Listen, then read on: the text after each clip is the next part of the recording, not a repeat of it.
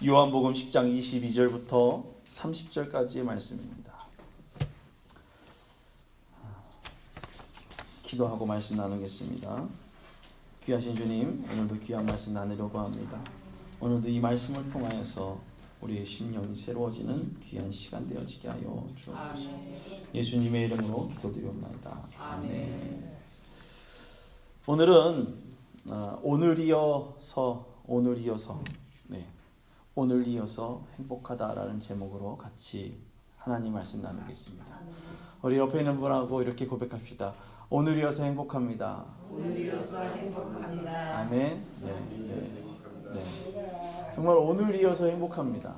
오늘 여러분을 만나고 오늘 이 순간 함께 할 수 있어서 행복합니다. 아멘. 안 그러십니까? 아멘. 저는 사실 오늘 설교를 준비하고 막 이렇게 고민하는 그 순간들은 부담이 되긴 하지만 그 부담 속에서 행복함이 있어요. 아멘.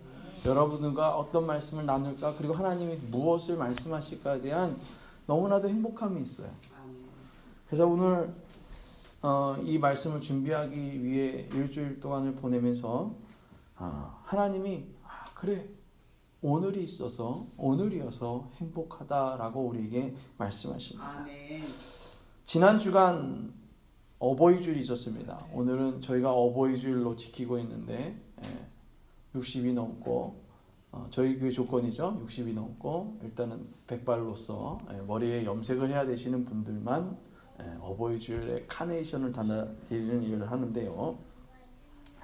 그냥 그렇게 백발이 아니 되고 얼굴에 주름이 없을 것만 같았던 우리들의 모습에 그냥 항상 평범히 어린아이와 같이 내 모습이 그렇게 될 것 같았는데 어느덧 거울을 보면 검버섯이 생기고 그 다음에 점점 늙어가는 모습들을 보게 됩니다.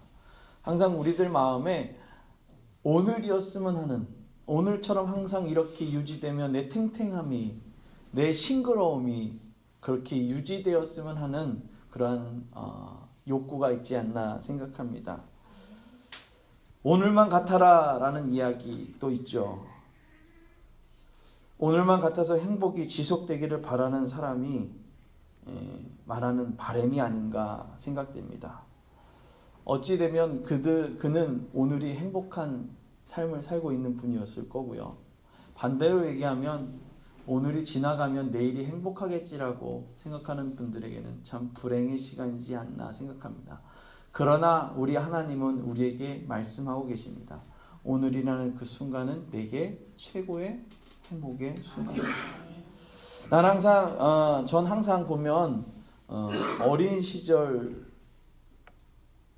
그 모습으로 살 것 같았는데 저도 이제 어느덧 중년에 이제 나이가 젊어들고 이제는 염색을 안 하면 이상한 정도의 이제 모습으로 며칠 전에 어제 혜림이가 목사님 지저분하다고 빨리 좀 저기 염색하라고 그래서 옷이 올라서 못할 것 같아요. 그래서 아무튼 그렇습니다. 중년의 나이가 왔고 그리고 노인들의 이야기를 듣다 보면 젊음의 아름다운 시절을 추억하는 그런 얘기를 많이 듣습니다. 지난주에 우리 조종자 권사님하고 우리 김영출 권사님의 장수 사진을 찍어드렸는데 제가 이제 막 이렇게 수정을 해드리니까 어때? 나 이거 어쩌냐? 이거 어쩌냐? 이러시면서 이거 지워달라고 다시. 그래서 제가 10살은 뒤로 돌려드렸습니다. 우리 김영식 권사님은 내가 왜 이렇게 검버섯이 있냐 이러면서 나 이쁘다는 소리 많이 들었는데 이렇게 그럴 것 같았는데 지금 내 모습을 보며 또 마음에 한 구석 쨍한 모습을 보게 됩니다. 사람들은 육신의 것에 욕심을 많이 부립니다. 제가 얼마 전에 저희 그 동방아파트에다가 광고 내려고 했는데 처음에 광고 따로 오셨을 때는 얼굴이 좀 괜찮았어요. 얼마 지났더니 여기 실 있고 여기에 뭐 이렇게 네모나게 이렇게 있고 여기에 있고 그다음에 뭐 요 미관에 있더라고요. 뭐예요? 이랬더니 이러면서 성형외과 갔었는데 여기 리프팅 해주는 거 있죠? 여기 때 갔던 거 요거 했다고. 참 얼마나 젊어지고 싶고 얼마나 이뻐지고 싶으면 항상 유지하고 그 이쁨의 모습을 유지하고 싶으면 그렇게 많은 아픔을 참고서라도 하는가 생각이 됩니다. 그러나 우리는 영적인 부분에서는 조금의 고통과 조금의 고난이 있음에도 불구하고 어떻게 합니까? 그걸 잘 참고 이겨내요. 고통이 오면 어떻게 해요? 도망가고, 또 힘듦이 있으면 주저앉고. 그런 사람들은 어떤 사람이에요? 신앙이 약한 사람이죠. 하나님은 우리에게 말씀하고 계십니다. 우리의 신앙을 유지시키며 영적인 성장과 체험을 사모하라고. 아멘. 우리의 욕심을 가지고 살아가는 것이 아니라 하나님이 원하시는 것을 바라보며 살아가라고 주님은 우리에게 말씀하고 계십니다. 아멘. 그래서 첫 번째 따라합니다. 하나님은 하나님은 신앙을 유지시켜라 하신다. 신앙을 유지시켜라 하신다. 우리의 신앙이 유지돼야 돼요. 아멘. 오늘 본문에 보면 수전절이 나와요. 저는 수전절이 뭔가 해서 되게 많이 찾아봤는데 닦을쑥 큰 집 전을 해서 성전을 깨끗이 닦아서 하나님께 드렸다라는 절기예요. 왜 그랬냐라고 했더니 신약과 구약의 중간사가 있는데요. 우리 개신교에서는 거기 중간에 내용이 없어요. 근데 이 중간에 이제 서양사를 보면 그 중간사가 나오는데 거기 보면 안티쿠스 4세라는 사람이 예루살렘을 점령하고 예루살렘 성전을 모독하려고 거기에 있는 그 모든 금은보화를 탈취한 다음에 거기에다가 돼지 피를 가지고선 제사를 지내게 했던 그런 모습. 그러니까 성전 모독인 거죠. 그런데 거기를 해서 유대인들에게 엄청난 모독을 주고 힘들게 신앙생활을 못하게 만들었죠. 그런데 그 중에서도 어떤 사람이 있습니까? 목숨은 부지해야 되니까 안티쿠스 4세가 얘기했던 그대로 거기에 가가지고선 돼지 피로 기름을 제사를 드렸던 사람이 있는 반면에 또 아닌 사람들도 있죠. 그러면서 서로가 이제 대적을 하고 싸우면서 마카비라는 사람이 나타납니다. 그래서 마카비우스 반란이라는 일이 그게 생기는데 유대를 헬라화 시키려고 했던 안티쿠스의 그 시도를 막기 위해서 마카비스의 반란, 그래서 그 반란이 일으킨 지 3년 후에 수리아 군대는 패배되고 이제 마카비우스 반란이 이제 승리하게 됩니다. 그러면서 이제 수전절을 지키게 되는, 이제 그 전에도 있었지만 수전절을 지키게 되는 그런 일들이 일어납니다. 구약에서 얘기하면 8일간의 축제가 계속되어지고 그 집집마다 작은 병에 깨끗한 기름을 담아서 불을 밝히는 일들을 합니다. 이 얘기는 무슨 얘기일까요? 성전을 깨끗이 정화시키는 일들, 오늘 수전절이라고 얘기합니다. 여러분들의 육신의 성전을 얼마나 깨끗이 하나님 앞에 정화시켜서 오늘 이 예배 가운데 나왔습니까? 오만 가지 잡다한 생각으로 이 자리에 나와서 예배하고 있습니까? 일주일을 살면서 내가 오늘 이 자리를 만나기 위해서 내 신앙적인 그런 양심들을 계속해서 정화시키고 살아가고 있습니까? 오늘 그렇게 하고 있지 않다라는 것입니다. 역대하 29장 17절에 보면 이런 얘기가 있습니다. 첫째 달 초하루에 성결케 하기를 시작하여 그 달 초 8일에 여호와의 낭실에 이르고 또 8일 동안 여호와의 전을 성결케 하여 첫째 달 16일에 이르러 마치고. 오늘 이들은 하나님의 성전을 깨끗하게 다시금 돌려놓는 일들에 대해서 얘기를 하면서 너무나도 깨끗하게 되어짐에 기뻐하는 모습을 보게 되어집니다.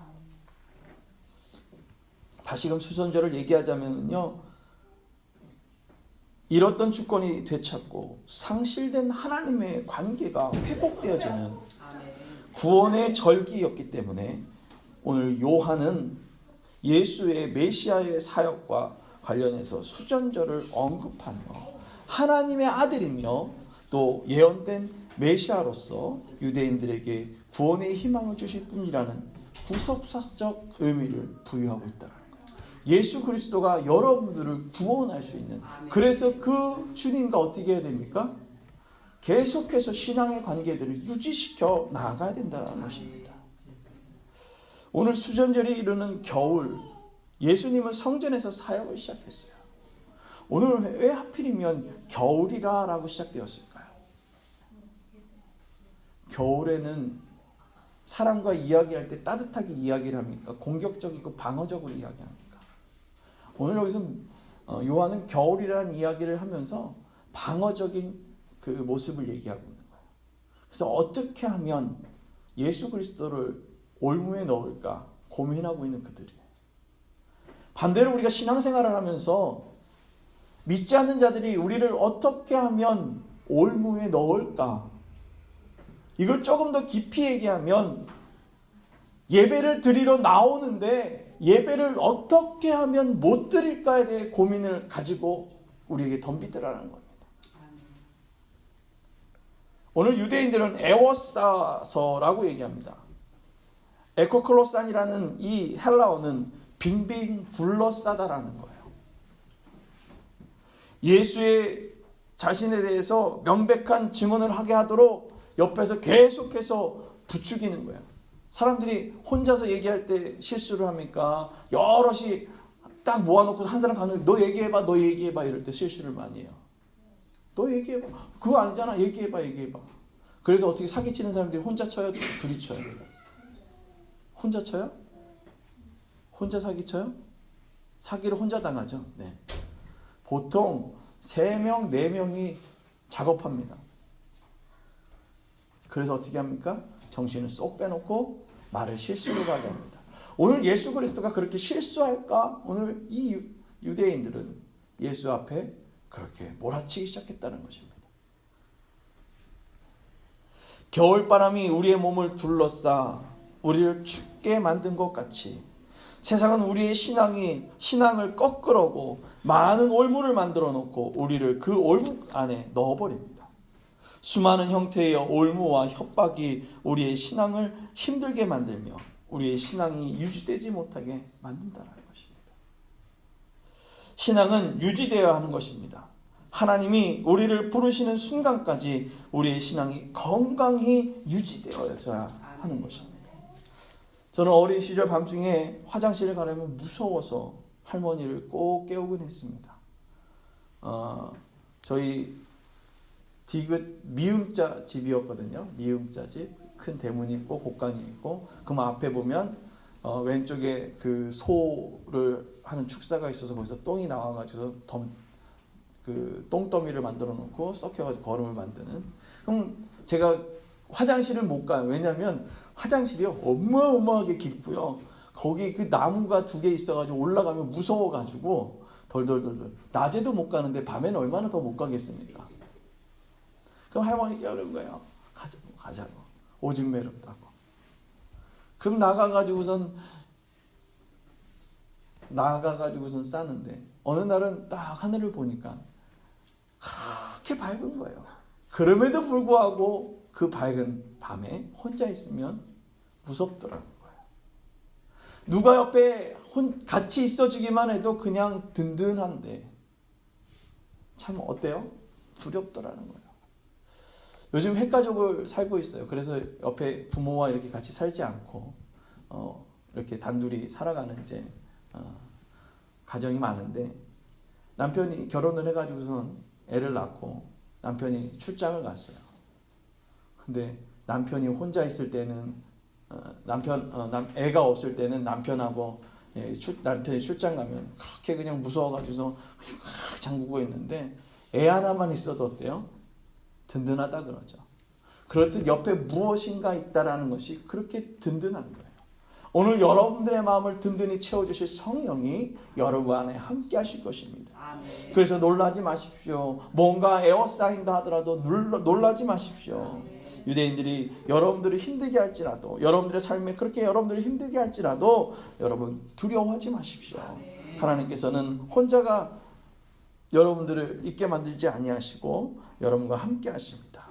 사람은 혼자 무언가를 유지하고 지키려는 것이 힘듭니다. 그러나 하나님 우리와 함께 하시며 우리의 신앙이 유지될 수 있도록 우리의 삶을 지켜주시고 함께 하십니다.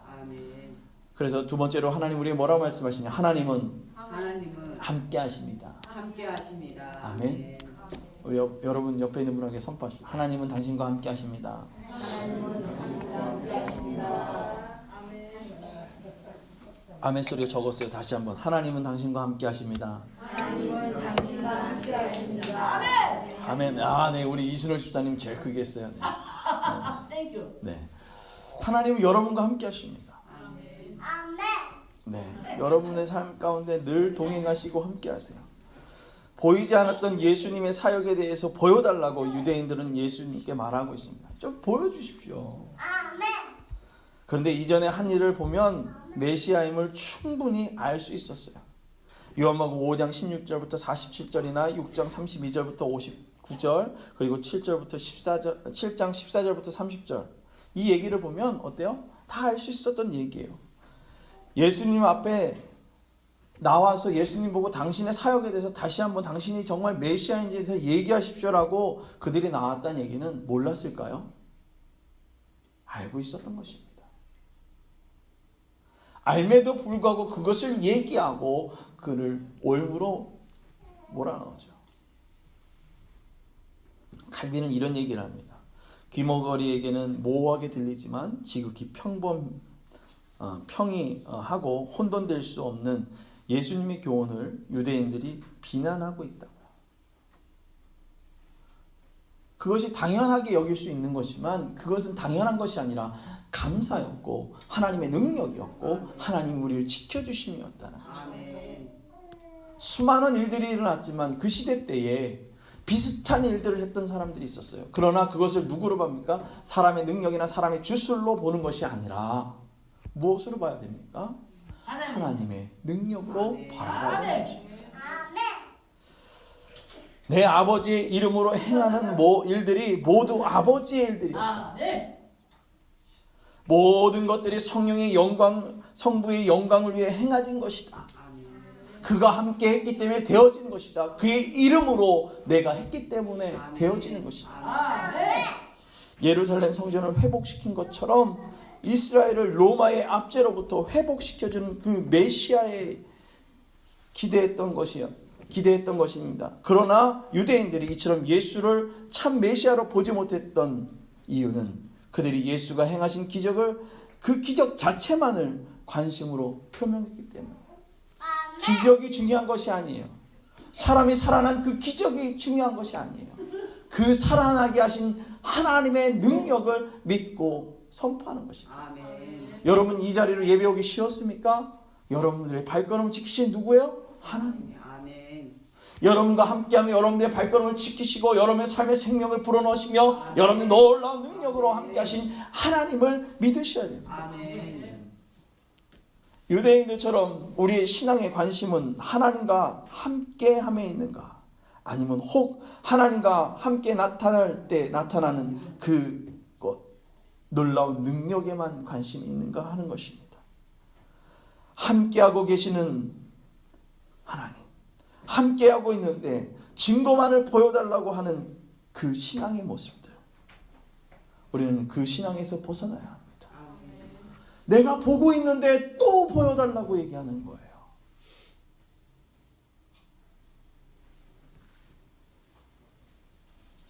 우리의 삶에 나타나는 증거들은 하나님과 함께 하심을 나타내는 것입니다.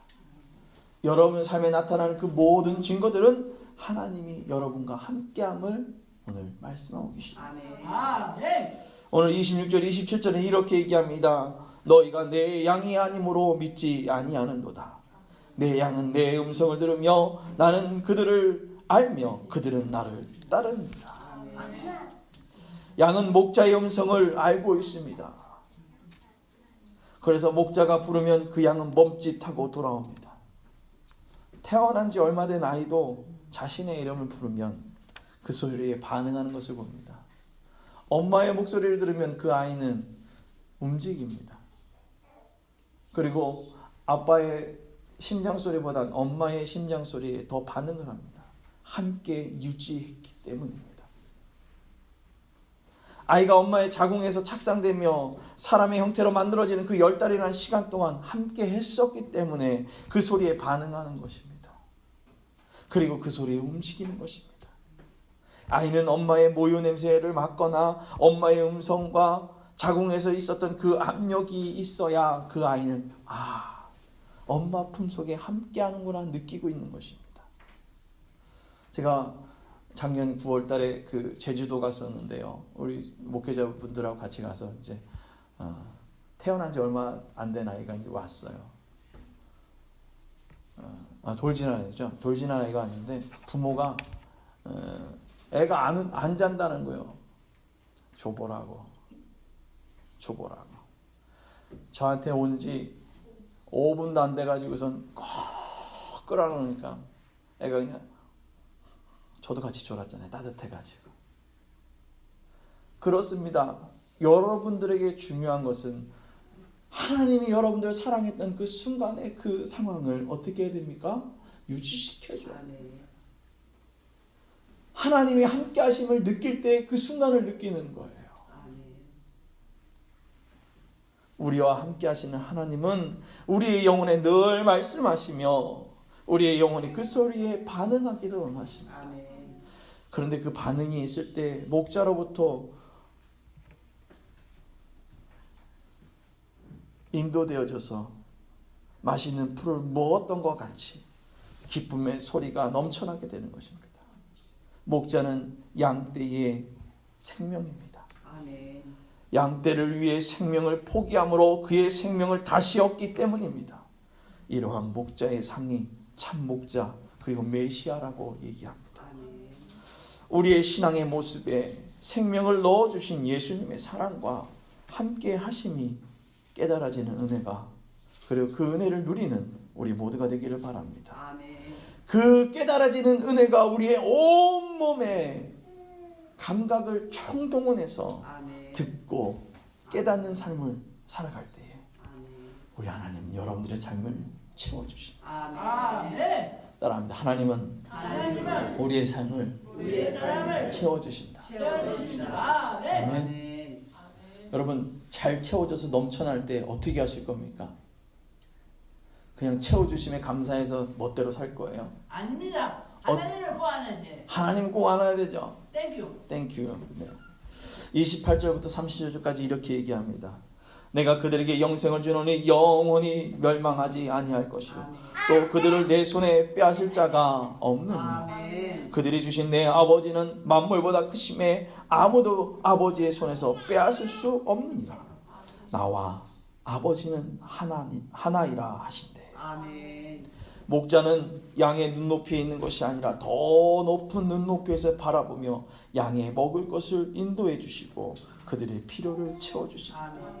하나님께서 우리의 필요를 채워주시는 은혜는 예수를 메시아로 아는 지식의 선물로 받는 사람들이 하나님의 선물인 영생도 받게 되는 것입니다. 예수를 메시아로 믿는 사람이 되어 세상에서 영생을 소유하는 그리스도인이 되기를 바랍니다. 사람들이 살다 보면 공허한 때가 있습니다. 그래서 내 이야기를 들어주는 사람이 있거나 뭔가 모르는 불안감과 허전함에 시달릴 때에 사람들이 힘들어하고 아파합니다. 그것을 흔히 우울증이라고 얘기합니다.